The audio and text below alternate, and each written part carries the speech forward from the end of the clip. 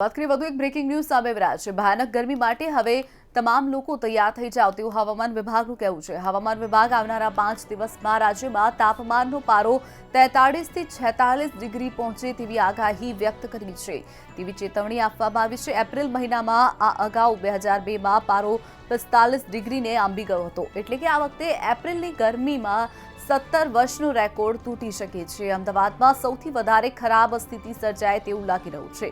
ગુરુવારે શહેરમાં orange alert અને શનિવાર અને રવિવારે રેડ એલર્ટની જાહેરાત આપવામાં આવી છે। હવામાન વિભાગ બપોરે જરૂરી કામ સિવાય બહાર ન નીકળવા સલાહ આપી છે। હવામાન વિભાગે એમ પણ કહ્યું છે કે ગુજરાત ઉપર ઉત્તર પશ્ચિમી ગરમીનું મોજું ફરી વળશે। સાથે જ બંગાળની ખાડી પર પણ એક વાવાઝોડું સક્રિય થઈ રહ્યું છે। વાવાઝોડું ગુજરાત તરફ આવતા પવનમાંથી ભેજ ખેંચી લે છે, જેના કારણે ગરમી અને સૂકા પવનો ફૂંકાશે। 4 દિવસ દરમિયાન અમદાવાદમાં 28 એપ્રિલ રવિવાર ગરમીનો પારો 45 ડિગ્રીને પાર જવાની હવામાન વિભાગ આગાહી વ્યક્ત કરી છે। વાત કરીએ સમગ્ર ગુજરાતને ગરમી ગમરોળશે। ગરમી પોતાનું પ્રકોપ બતાવવાનું શરૂ કરી દીધું છે। ગરમીથી તમામ લોકો ત્રાહિમામ પોકારી ગયા છે। ગુજરાતવાસીઓ હજુ પણ આવનારા દિવસોમાં ગરમી સહન કરવા માટે તૈયાર થઈ જાય, હવામાન વિભાગ દ્વારા આગાહી કરવામાં આવી છે। હજુ પણ આવનારા દિવસમાં વધુને વધુ ગરમી પડશે તેવી આગાહી કરવામાં આવી છે। શનિવાર અને રવિવાર માટે તંત્ર દ્વારા રેડ એલર્ટ જાહેર કરી દેવામાં આવ્યું છે। તો બીજી તરફ બપોરના સમયે કામ વગર ઘરની બહાર ન નીકળવા માટે પણ તંત્ર દ્વારા અપીલ કરવામાં આવી છે।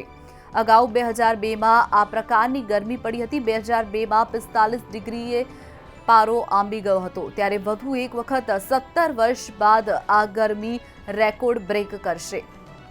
હાલ 43 ડિગ્રી સુધી ગરમીનો પારો પહોંચે છે, ત્યારે લગભગ 46 ડિગ્રીને પાર પારો પહોંચે તેવી આગાહી વ્યક્ત કરવામાં આવી છે। ભયાનક ગરમી માટે તમામ લોકો તૈયાર થઈ જાય। સૌથી વધુ ખરાબ પરિસ્થિતિ અમદાવાદની થાય તેવી શક્યતા છે। આજે પણ ગરમીનો પારો વધે તેવી આગાહી છે। હવામાન વિભાગ આવનારા 5 દિવસમાં રાજ્યમાં તાપમાનનો પારો 43 થી 46 ડિગ્રી પહોંચે તેવી આગાહી કરી છે તેવી ચેતવણી હવામાન વિભાગ દ્વારા આપવામાં આવી છે। એપ્રિલ મહિનામાં આ અગાઉ 2002માં પારો 45 ડિગ્રીને આંબી ગયો હતો, એટલે કે આ વખતે એપ્રિલની ગરમી 17 વર્ષનો રેકોર્ડ તોડી શકે છે। અમદાવાદમાં સૌથી વધારે ખરાબ સ્થિતિ સર્જાય છે।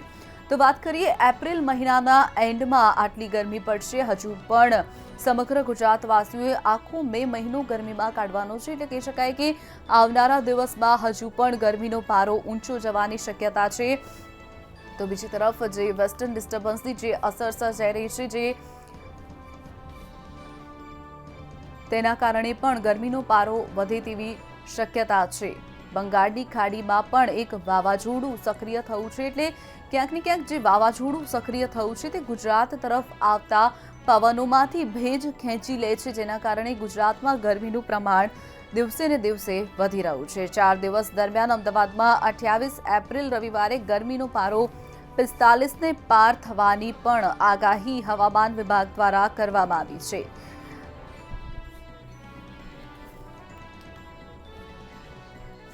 વાત કરીએ અંગે જ વધુ માહિતી માટે મંતવ્યના સંવાદદાતા વિશાલ મહેતા આપણી સાથે જોડી ગયા છે। વિશાલ, જણાવશો જે રીતે ગરમીનું પ્રમાણ દિવસે ને દિવસે વધી રહ્યું છે, હાલના સમયની જો વાત કરીએ તો 43 ડિગ્રી ગરમીનો પારો પહોંચે છે, પરંતુ શનિવાર ને રવિવારે રેડ એલર્ટ જાહેર કરવામાં આવ્યું છે, એટલે પારો લગભગ 45 ડિગ્રીને પાર 17 વર્ષનો રેકોર્ડ બ્રેક કરી શકે છે। શું છે અંગે વધુ માહિતી?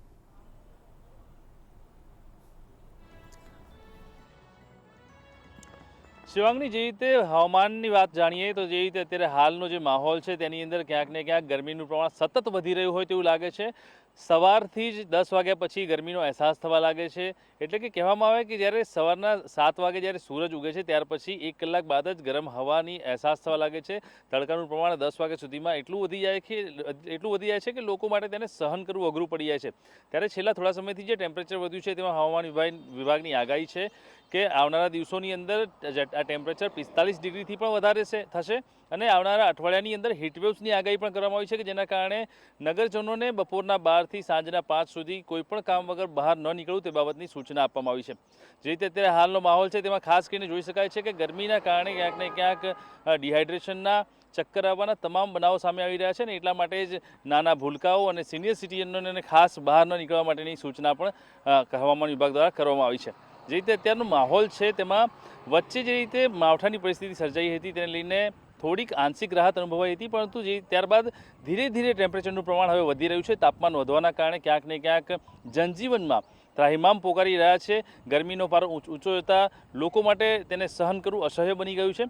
ત્યારે હવામાન વિભાગે કહ્યું છે કે આવનારા સમયમાં આ ટેમ્પરેચર 45 ડિગ્રીથી પણ વધારે જશે અને એટલા માટે ક્યાંક ને ક્યાંક તેને લઈને બચવાના ઉપાયો કરવા અને બપોરના સમયે બહાર ન નીકળવું તે બાબતની સૂચના કરવામાં આવી છે. વિશાલ, વાત કરીએ કે જે રીતે શનિવાર અને રવિવાર માટે તંત્ર દ્વારા રેડ એલર્ટ જાહેર કરવામાં આવ્યું છે, ત્યારે તંત્રએ શું સાવચેતીના પગલાં લેવા માટે લોકોને અપીલ કરી છે?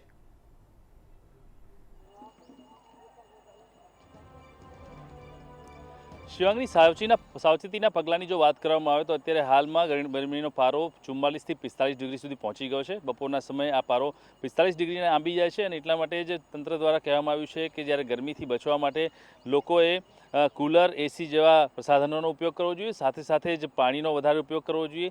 આ ઉપરાંત વાત કરવામાં આવે તો તેની સાથે જ ક્યાંક ને ક્યાંક જે ઉનાળુ કપડાં છે તે ઉનાળુ કપડાનો ઉપયોગ કરવો જોઈએ. હાથમાં ગ્લોવ્સ, ટોપી, ચશ્મા વગેરે લગાવીને વાહન લઈને બહાર નીકળવું જોઈએ. બને ત્યાં સુધી બહાર ન નીકળવું તે બાબતનું ધ્યાન રાખવું જોઈએ કે કોઈ પણ કામ વગર બપોરના સમયે બહાર ન નીકળવું. આ ઉપરાંત લીલા શાકભાજી, ફ્રૂટ્સ વગેરેનો ઉપયોગ કરવો જોઈએ કે જેના કારણે મિનરલ્સનું પ્રમાણ ટકી રહે અને ડિહાઇડ્રેશનની તકલીફ ન બને. સાથે ઠંડા પીણાનો ઉપયોગ કરવો જોઈએ કે જેનાથી ગરમીથી બચાવ કરી શકાય. આ સાથે જ ચામડીને ક્યાંક ને ક્યાંક બચાવવા માટે સનસ્ક્રીન, લોશન અને અલગ અલગ પ્રસાધનનો ઉપયોગ કરવો જોઈએ. છત્રીનો ઉપયોગ કરવો જોઈએ કે જેનાથી ટેમ્પરેચરમાં ક્યાંક ને ક્યાંક રાહત મેળવી શકાય. પરંતુ અત્યારે હાલમાં જે રીતની પરિસ્થિતિ છે, આગામી અઠવાડિયાની અંદર હીટવેવ્સનું પ્રમાણ વધશે.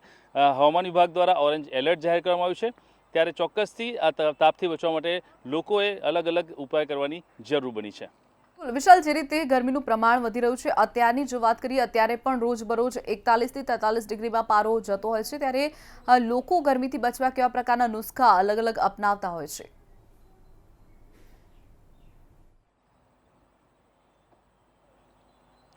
શિવાંગની જનરલી જોઈએ તો આપણે લોકો જનરલી ગરમીથી બચવા માટે સામાન્ય રીતે બહાર જે લોકો નીકળતા હોય છે, હું કેમેરામેનને રજૂઆત કરીશ કે બતાવે કે જે રીતે ગરમીથી બચવા માટે સવારથી જ લોકો ક્યાંક ને ક્યાંક ઝાડના છાયાનો ઉપયોગ કરતા હોય છે, કે ઝાડના છાયાની નીચે બેસતા હોય છે અને તેના કારણે ક્યાંક ને ક્યાંક તે લોકો ગરમીથી બચવાનો પ્રયાસ કરતા હોય છે. એટલે ચોક્કસથી કહી શકાય કે સવારથી જ જ્યાં ગરમીનો અહેસાસ થવા લાગે છે તેને લઈને અત્યારે હાલમાં સવારથી જ લોકો ગરમીથી બચવા માટે ઝાડના છાયાનો અને વગેરે ઉપયોગ કરતા હોય છે. છત્રીનો ઉપયોગ કરતા હોય છે. વાહન ચાલકો ટોપીનો ઉપયોગ કરતા હોય છે.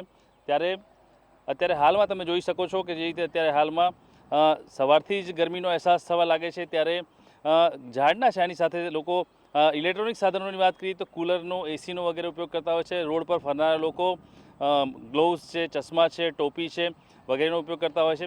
એટલે આમ અલગ અલગ પ્રસાધનોનો ઉપયોગ કરીને સાથે જ ગરમીના ડિહાઇડ્રેશનથી બચવા માટે, ચક્કરથી બચવા માટે પાણીનો, ઠંડા પીણાનો, વેજીટેબલ્સ, ફ્રૂટનો આ બધાનો ઉપયોગ કરીને ગરમીથી બચાવ કરવા માટે પોતે પ્રયત્ન કરતા હોય છે. જી બિલકુલ વિશાલ, જોડાવા બદલ અને માહિતી બદલ આપનો આભાર.